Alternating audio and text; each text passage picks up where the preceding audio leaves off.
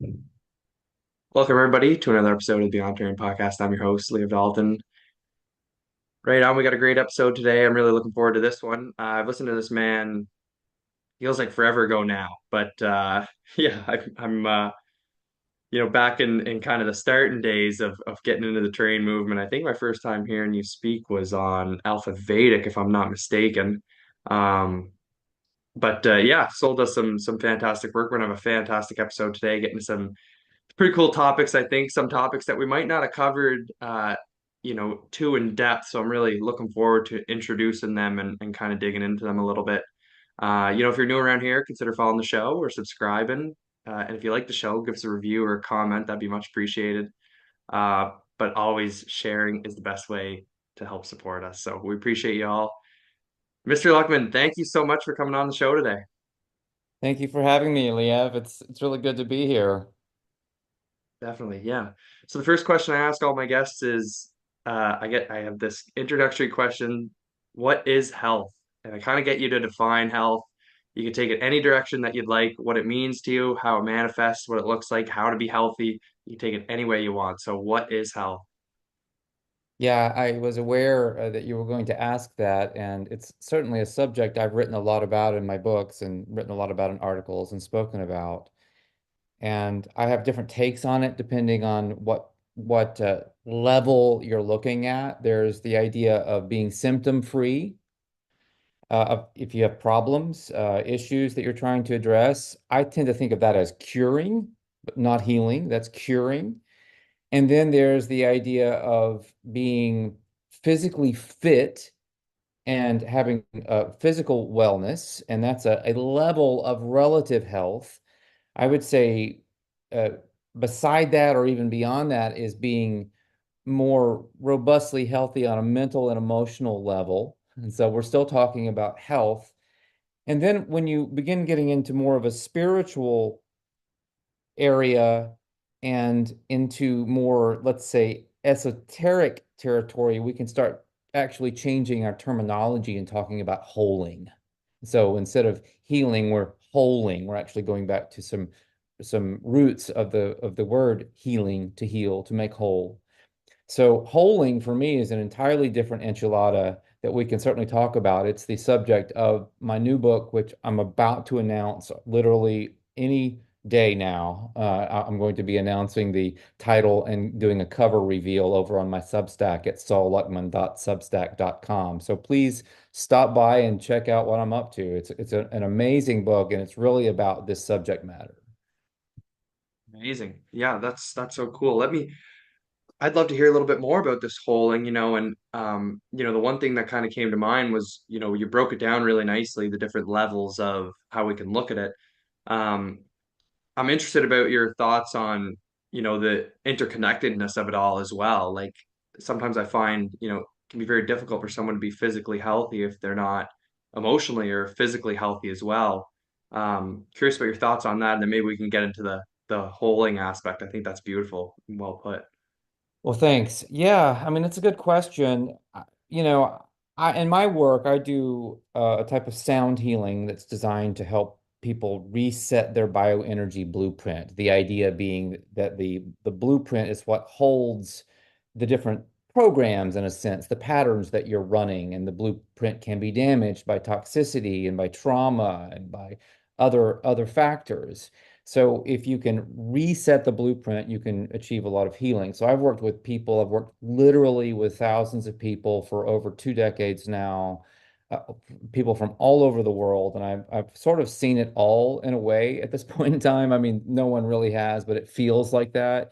And what I would say is that I've seen a lot of people who appear physically fit and well, who are emotional, spiritual, and mental wrecks. I've seen, people who are very healthy, if you want to put it that way, from a mental or emotional perspective, whose physicality has just really gone down the tubes.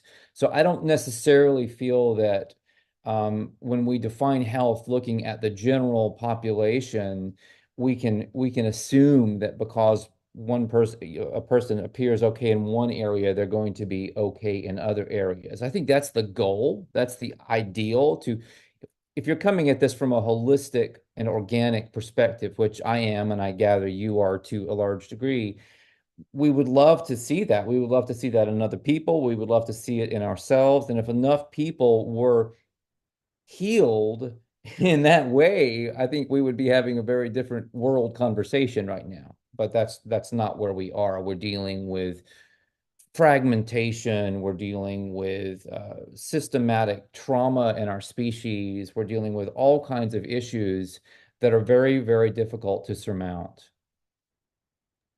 Yeah, very interesting. Yeah. No, and I think you're absolutely right here.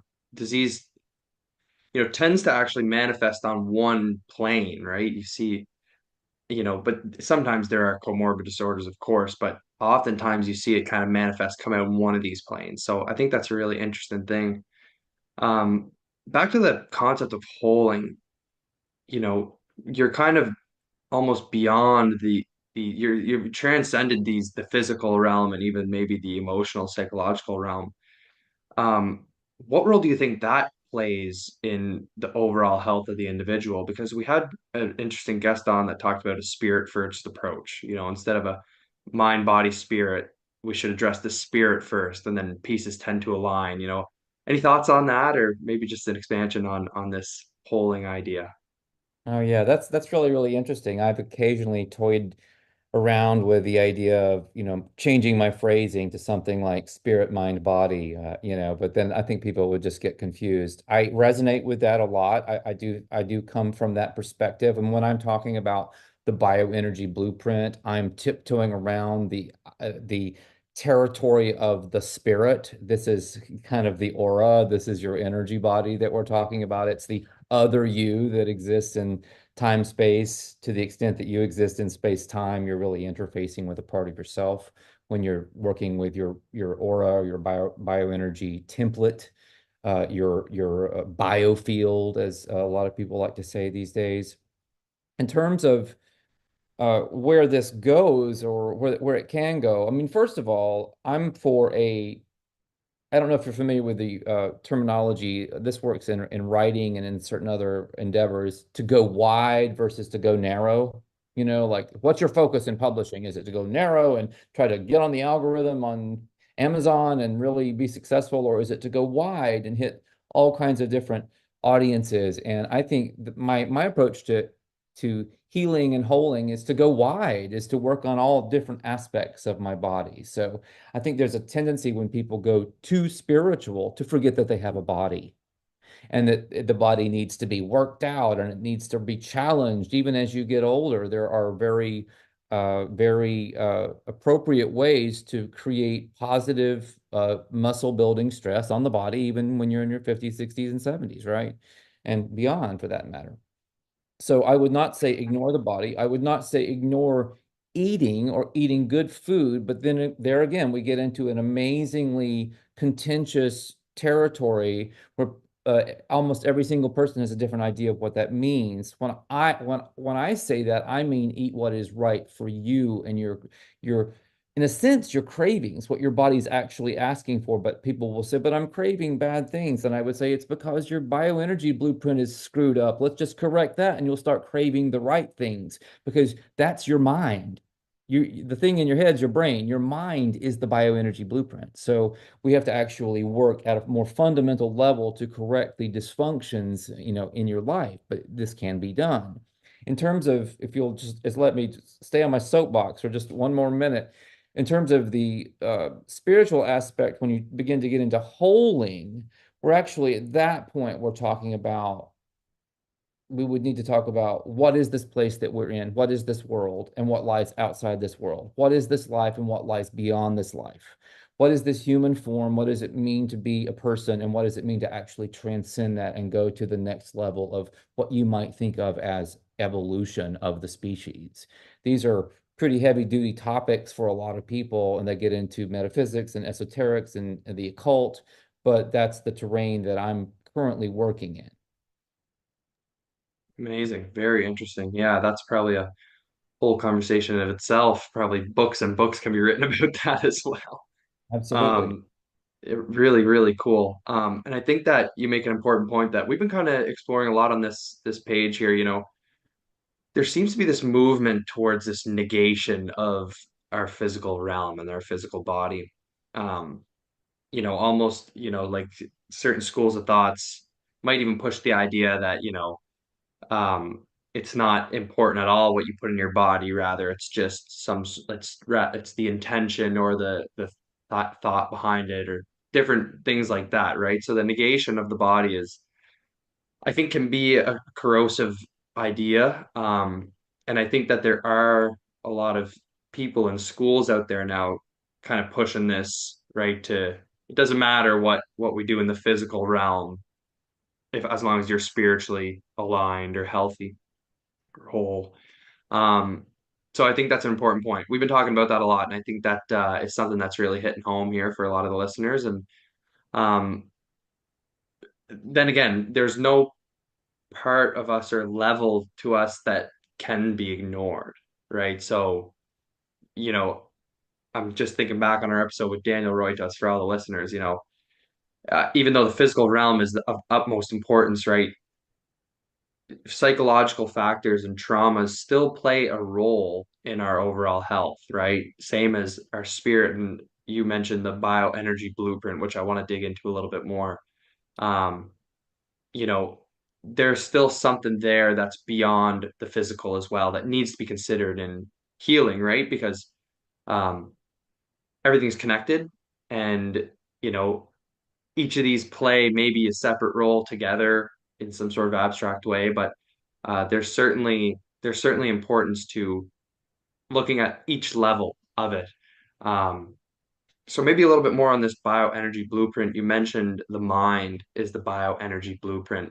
Curious about this terminology, and where this idea came from. How did you kind of come to this conclusion, this bioenergy blueprint? Because it's certainly the case that, we have almost a twisted understanding of our existence, purpose, our realm, the meaning of life, stuff like that. We're so distant from nature. We're so distant to what it is to be a human being. Now we crave McDonald's and chocolate bars and things that are truly toxic to us. But you're mentioning that it might be rooted in this bioenergy blueprint. So interesting. Maybe you can expand on that a little bit.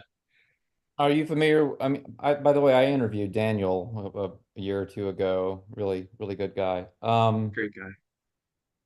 Are you familiar with Rupert Sheldrake? Yes, So, absolutely. He was the first man that I read actually that kind of started to shift my perspective at looking at science in a different light. He was phenomenal. right. So let me just throw out just a few different figures that this might give you some context for where I'm coming from. So Sheldrake has a concept that many listeners may be familiar with called morphic resonance. And this hypothesis, I mean, a lot of people say theory. It's technically a hypothesis, but I use theory too. It's just, this hypothesis is that there are what he might uh, describe as hyperdimensional fields of data, almost like storage banks or wavelengths in a giant radio apparatus around us, radio wave apparatus. It's not technically radio waves. We're talking something literally maybe in like a 4D space, right? If we're in 3D, it's like in 4D, so we can't actually see it or access it, but it's there controlling everything. And for him, this is where species traits are passed along. This is where all of the genetic storage takes place. It's where traumas might be stored, and uh, let's say ancestral memory might exist there. All of these different things would be in this 4D space, right? I'm saying 4D. I'm just using sort of loose terminology to describe what is kind of complicated to describe. But this means that you don't necessarily need a biochemical transmission for information to be passed from the morphic field to biological organisms and have it affect them, have it literally change their biology, for example. So that's fascinating.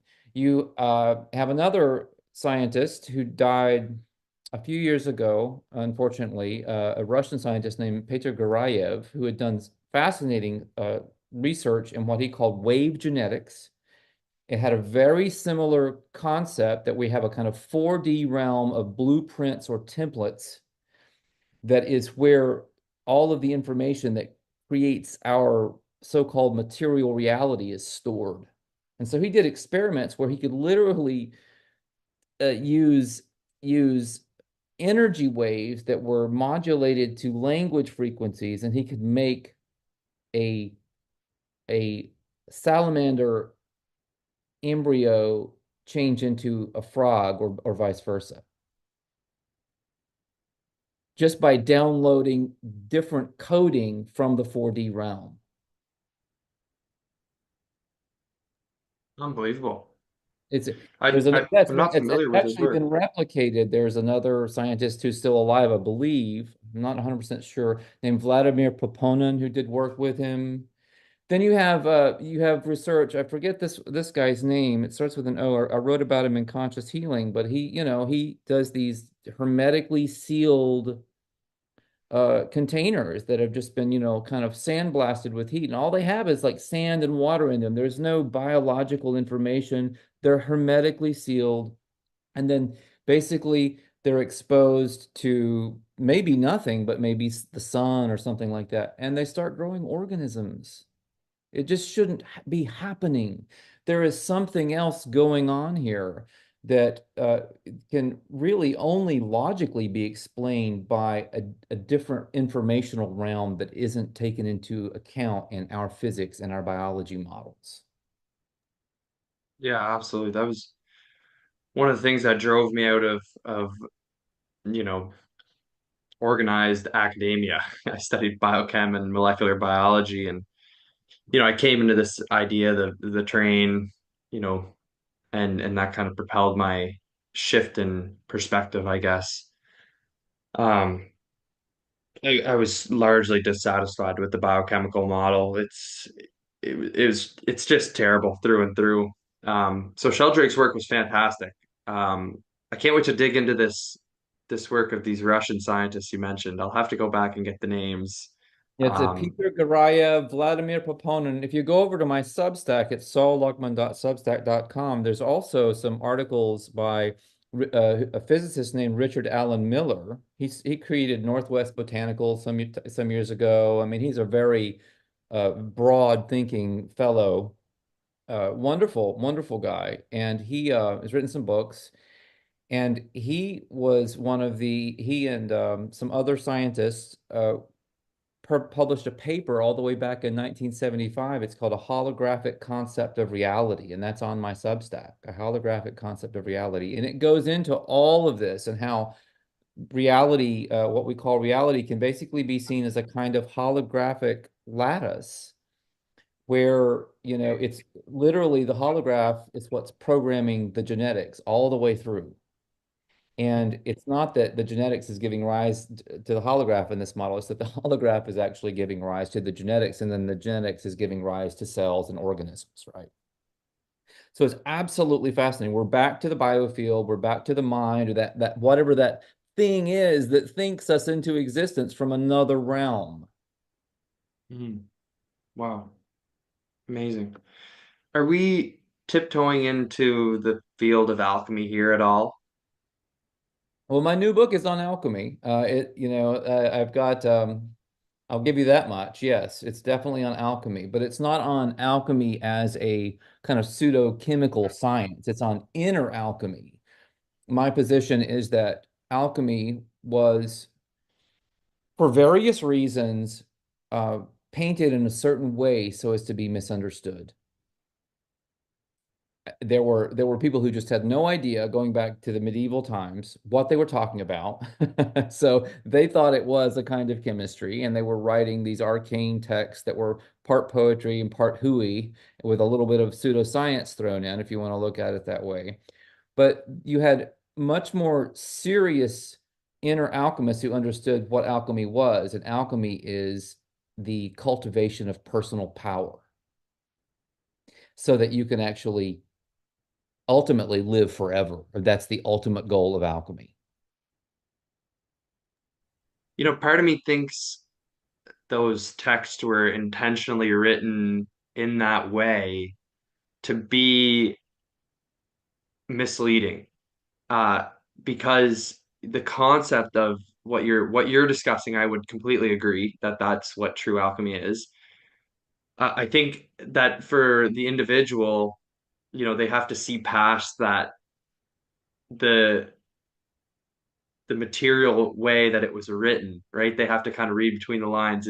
It's almost that what do they call it? The initiation, right? You kind of got to see, you have to completely see past, the greed of turning gold or turning lead into gold, right? Like, um, Yeah, that's you the have to trap. That's the kind of, mental exactly. and emotional trap you get put in, and if you can't see past it. So there may have been like a litmus test aspect to these texts.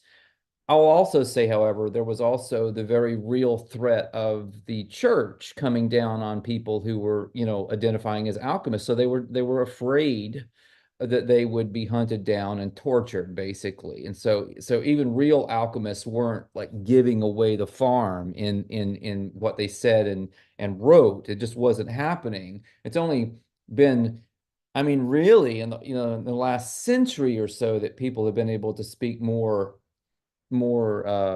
just openly about this. And even then you get, a lot of weird stuff that's, very questionable. I mean, some of it's very helpful, some of it's really questionable, and a lot of times these are mixed together. Somebody like Aleister Crowley would be a good example of where you get some really good stuff and some really bad stuff, some crap, and it's all like you can't separate it out. It's just really all over the place.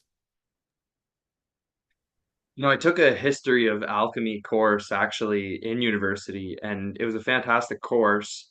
The professor was probably, as funny as it sounds, he was probably one of the most aware people at the university. I'm sure that I could see like those in the faculty of science having a good chuckle at the alchemy professor there, but You know that then you obviously that probably know that like John Dee, one of the Renaissance alchemists, had a huge influence on Sir Isaac Newton. I mean, Newton was a basically an alchemist who pushed in more of a quote unquote scientific direction, but much of his thinking is purely alchemical. absolutely. No, absolutely. And the development of it, I think speaks to exactly what you're saying here. There was sort of like this, it was almost like the gold rush back, like, 100, 200 years ago here in North America, right? Like everyone was trying to go find the gold. Like the same thing happened once they like rediscovered these texts and they were trying to find gold. And that's when it kind of really became mainstream, this field of alchemy. And everyone was trying to make gold. Then they started using alchemical principles in quotation to make like a mimicry of gold. And they would make like this brass compound, and that's what a lot of the buildings use right in their roofs to mimic gold, And because that was gold. a really desirable thing. But you could see how it got pushed further and further into this materialistic view, right? They even will admit that alchemy kind of gave rise to chemistry, and um, but again, it's just completely missing the point. Yeah, I think it is. The irony, and I point this out in my new book, is that alchemy can turn lead into gold, I believe, but only if you've developed enough personal power to do it.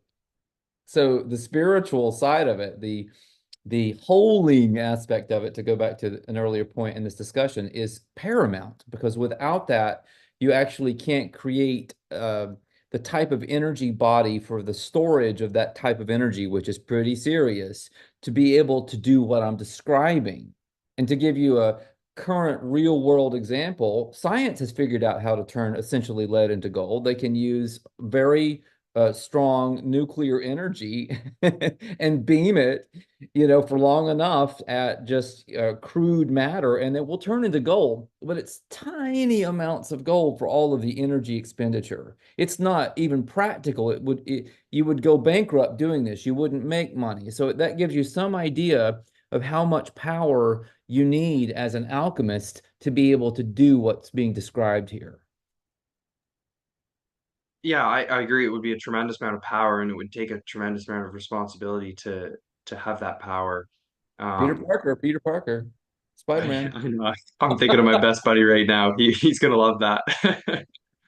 Um, it's absolutely true. And I think that's exactly why these texts are written in this way. Because man who will take lead and turn it into gold and go turn it around and sell it and make be rich and buy a bunch of material crap, that's not the guy that's gonna be able to contain this stuff. They won't have the responsibility, right? You have to transcend beyond that greed. And um yeah, I think that that's part of the reason why they're written that way, because if I had access to that power, probably even now I would use it to some sort of change there, right? Like if I'm being Yeah, fully right. honest, like so I'm not there, you know what I mean? Like it takes an amazing amount of work.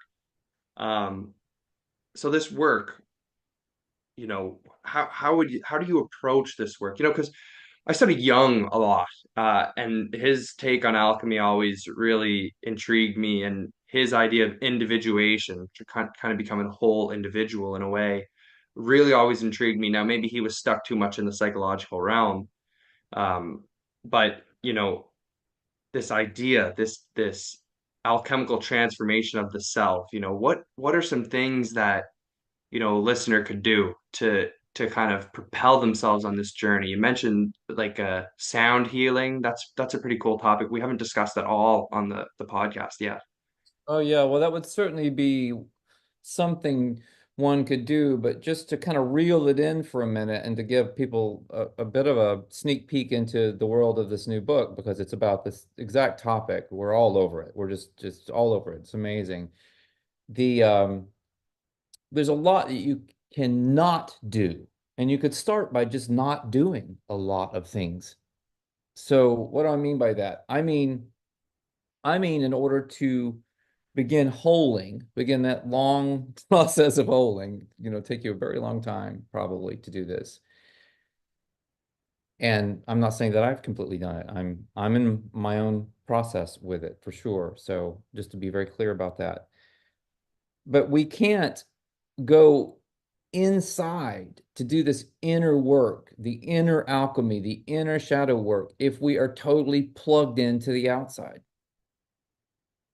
So unplugging is really, really important. Digital detoxing can be very important. And I don't mean, going full Luddite and, just throwing your phone away or whatever. I mean being responsible with where your attention is traveling. The concept, one of the basic concepts, as I understand it, where alchemy is concerned, and I write about this in this new book, is that you're there we have a primal energy that's very special to the human species, and we use a lot of different languages to describe it, a lot of different words to describe it, because it's a series of events, or a chain of events, things that kind of go together. So you basically have this interaction with thoughts and beliefs and emotions that fuel where your attention is going. And when you learn how to focus your attention, or you just focus it automatically, unthinkingly, then that becomes your imagination. And imagination creates your world. So when we are going about our lives plugged into other people's worlds, think about doom scrolling, for example, this idea that we are going to benefit ourselves at all by looking at apocalyptic scenarios 24/7. This is insanity, because all we're going to do is help create them. So your attention is going to begin producing whatever you apply it to, because that is the channeling of your imagination. This is chi in action. This is prana. This is kundalini. This is mojo. This is orgone. This is scalar. This is torsion. It's all, these are all words for this primal, hyperdimensional, subtle energy that materializes through your mind into reality. So you're going around creating your reality, and I mean that in the most fundamental, absolute way possible. It's not something that there is no there. There is no outside world without your participation in it. And when I say you, I should clarify, I mean that there are some ways you create your own individual reality, and then there are ways that groups come together to create a group space, a collective reality. So we live in a kind of collective reality that is really, in my estimation, designed to limit our human potential. So, in order to begin actualizing that potential, which includes the ability to go beyond the collective, to go beyond limitations, to do the impossible, maybe hell, to live forever, we have to actually unplug from that collective that is just siphoning off our energy. When your energy gets siphoned by something, I call it loosh, along with a lot of other people. And so, loosh is basically your conscious energy as it becomes unconscious and you lose it to someone else or something else. So we have to begin cultivating energy by, first of all, stopping doing the things that put us in a position of giving our energy away, even knowingly or unknowingly. And that can be different for each person.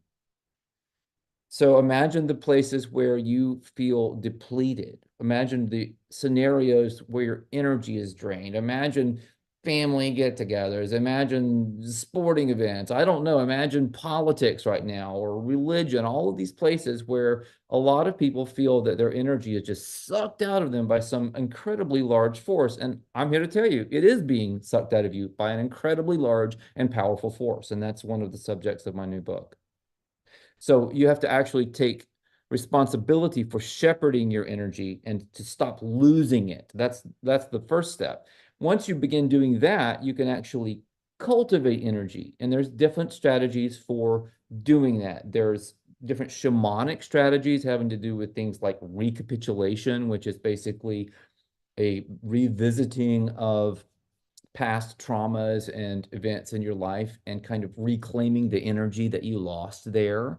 There is an inner alchemy absorption or reabsorption technique that goes way beyond that, in my estimation, which allows you to really begin uh, pulling in energy from whole situations and not even from the past, but even from the future, where you could go to a possible future that you've energized with your imagination in the form of worry, where there you are, something bad is happening to you in that future, and you can go into that future and bring back your energy because time is just an illusion anyway. There is no such thing as time.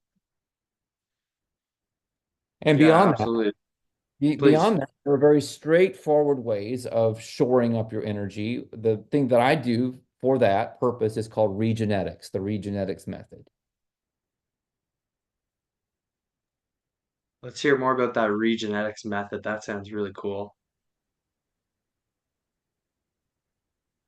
Well, it's sound healing and it's designed to stimulate your genetic potential to talk to your energy field, your mind, your 4D mind, if you want to put it that way, and to ask it to change how it's I will use the word programming your experience, how it's feeding you the codes or the patterns that you end up living. So you can be very changed by this way of doing things. The regenetics itself uses language, it uses vowels, specifically vowels sung to specific frequencies or sung or chanted to specific frequencies, and then the process itself just begins to happen. For example, the first activation in regenetics is called potentiation. It takes 30 minutes or so to do the session.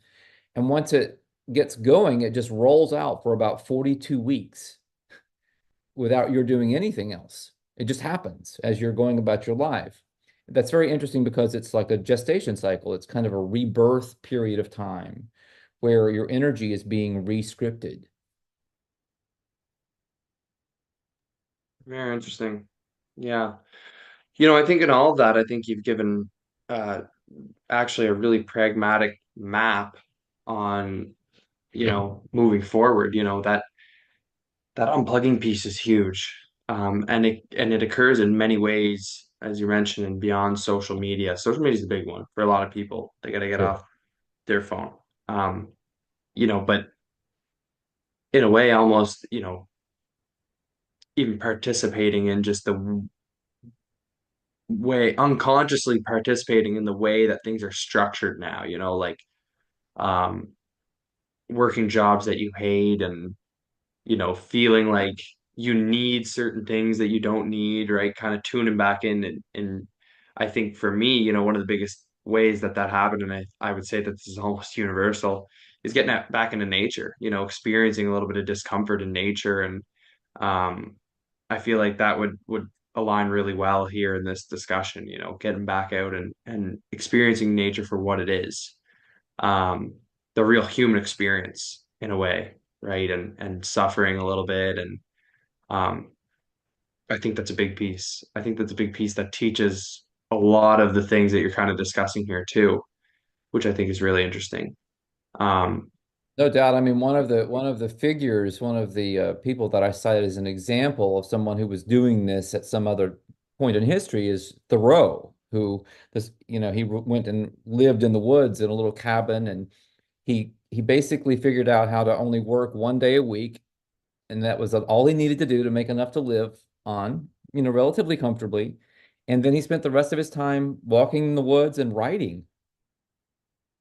And the world has benefited from that. He basically was, in some ways, the father of civil disobedience. I mean, it was, obviously that's a title of one of his writings, but he also created a kind of roadmap or a blueprint for people like Gandhi to use nonviolent resistance to help free India from British imperialism. I mean, think about that for half a second. So this occurred because Thoreau went out in the woods and got in his own mind and his own heart and did the work. yeah, great connection there. I bought Thoreau's books a while ago, like 5 years ago, and I've never read them. They're sitting in my bookshelf. I think this was a little bit of a sign, but They're just surprisingly easy to read. I mean, I know that not everybody would imagine that. They're not. I mean, we're talking 19th century diction and style here. But having said that, he had a rather straightforward style. You could contrast his style with Ralph Waldo Emerson's style. And Emerson was his friend. Emerson was I believe, a Harvard professor. And there's a very, so they had very different, well, let me say, similar philosophies, and yet their applications were quite different. It would seem that in some ways Emerson you know, talked one talk and walked another walk, whereas Thoreau really seemed to really walk and talk the same thing. There's a famous story, I think it's true. I don't believe it's apocryphal, but it's where Thoreau was put into jail for not paying some stupid taxes that he felt, that it was unfair. And Ralph showed up and said, Henry David, what are you doing in there? And Thoreau said, what am I doing in here? What are you doing out there? amazing, amazing, amazing. Yeah, awesome.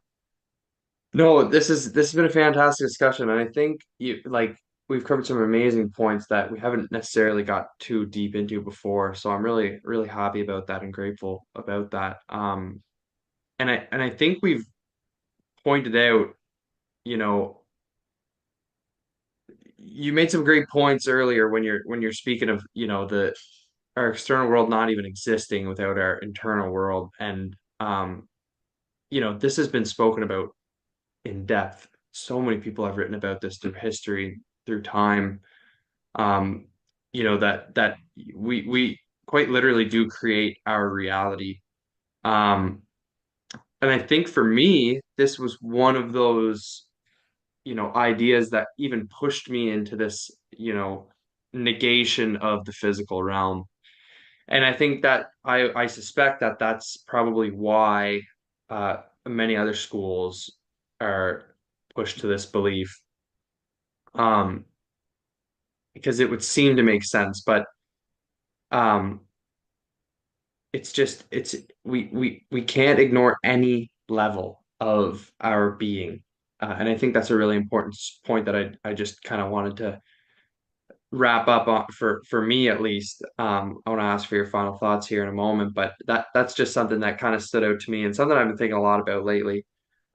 Because I was tiptoeing into this mindset of, you know, we can negate the material. We don't have to eat optimally as long as our mind is sound or our spirit is sound and stuff like that. But this vessel that we're in and this, this realm that we're in, the physical realm that we're in is almost as though it's a tool in a way, Mm, to be able to do all of this and to even have these conversations that we're having and mm, transcend as well, right? And become whole, right? So we do need to consider that, to consider that physical realm, because take a look at the example that you just said, even changing your environment can have such a impactful um, benefit to your being, to every level of your being as well. So, definitely.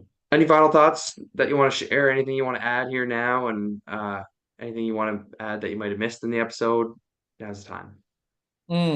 Yeah, just to follow up on what you were saying, the idea that we are creating our experience is not at all incompatible with being fully in that experience or enjoying our bodies or the world or anything like that, or taking care of ourselves physically and in other ways. They are not incompatible. In fact, I was thinking about this with the alchemist conversation that we were having, where, if you had the ability to create gold and that was just something granted to you and you could do that, yeah, you could like destroy the world economy. You could do anything you wanted to, right? So it's interesting. You have a lot of alchemists and shamans who are there are lots of similarities between certain types of shamanism and inner alchemy. They describe a process where it very often happens as you gain more personal power and you are within reach of doing some of these things that we've been talking about and literally doing miracles. You just don't. You don't care anymore. Your vistas have broadened so much and your goals have shifted to things way beyond any of these sort of mundane considerations that you don't do those things, right? And so when you are developing your power internally, you're powering up, you're on that holding path, then very often you're just going to be inclined to live in a more healthy fashion because it gives you more power. Do you see what I'm saying? It's like Definitely. eating better, sleeping better, that kind of thing simply gives you more of a feed of power. Now, having said that, you also get power by taking risks. You get power from doing bad things when they feed your soul. I mean, sex, drugs, and rock and roll. We're talking, there's really a lot to be said for being bad when you need to be. It's good to be bad occasionally. I think moderation and balance are really important. And that's a hard thing because a lot of people get really tracked into sort of the hedonistic behavior, and it's a lot of fun until it isn't, and until it kind of destroys your life. But I remember listening to this chiropractor one time. He was on a surf trip to Mexico and he was doing a podcast, and he was talking about how, when I come down here and I'm surfing and I'm doing really great things for my body and I'm like not in my routine at home, it's like, heck yes, I'm going to have some Coronas. I'm going to, eat some really good Mexican food or really bad Mexican food, depending on how you want to look at it. I'm going to have some pretty, bad, like, fried ice cream and churros and whatever. And for him, his point was that I'm actually giving myself a mental and emotional vacation by doing this, and it's feeding me on another level that I would never get if I was like a stern taskmaster with myself all the time. Then you start to deplete your own energy because you get out of balance in the other direction. Wow, what an amazing way to put a bow on it, things here. That was phenomenal. Um, so you got a book coming out. Where can the listeners find this book? Where can they find updates from you? You mentioned a Substack earlier. I know you're on Instagram. Where's the book going to be available? Stuff like that. All right, so I'm at saulluckman.substack.com. So please come over. It's a free subscription. I'm going to be announcing the book there, and I'm going to be announcing your opportunity to get it 5 months before its publication as an advance review copy so that you can actually go download the book and read it in exchange for leaving a review when the book is published. And it's going to be published on March 20th. That's the equinox in 2025. So it's coming out then. So just come over. You can get the book. You'll be able to download a sample and see if it's something you're interested in and that kind of thing. So that would be the starting place in terms of this book. If you're interested in regenetics, go to phoenixregenetics.org and start reading. My book, Potentiate Your DNA, is a DIY guide to actually performing your own sound healing. Amazing. Wow. Super cool. Awesome. Well, Mr. Luckman, thank you so much for coming on to the podcast today. We appreciate your time and we appreciate your wisdom. Hey, I really appreciate your having me. It was really fun to talk with you. You're very plugged in and a broad thinker. I really appreciate that. Appreciate that very much. I want to thank you all for listening. You should all know that this is not medical advice or spiritual advice or any kind of advice. It's for informational purposes only. But also remember that we're all responsible, sovereign beings capable of thinking, criticizing, understanding absolutely anything. We, the people in the greater forces, are together self healers, self governable, self teachers, and so much more. Please reach out if you have any questions, criticisms, comments, concerns, whatever it is. You can find me on Instagram, find me on Twitter, you can find me on YouTube and all podcast platforms. Instagram is the best way to reach out. You guys know that. Best way to contact me. I love chatting with you guys, hearing your thoughts on the episodes. Eager to hear your thoughts on this one. So make sure you reach out. And if you did like the podcast, found it informative in any way, give us a like, share, comment, subscribe, review. That would go a long way. And follow the show. Sharing's always the best way to support us. Mentioned that earlier. And just remember, guys, there's two types of people in the world. Those believe they can, those believe they can't. And they are, of course, both correct. All right, guys, thanks for listening. Take care.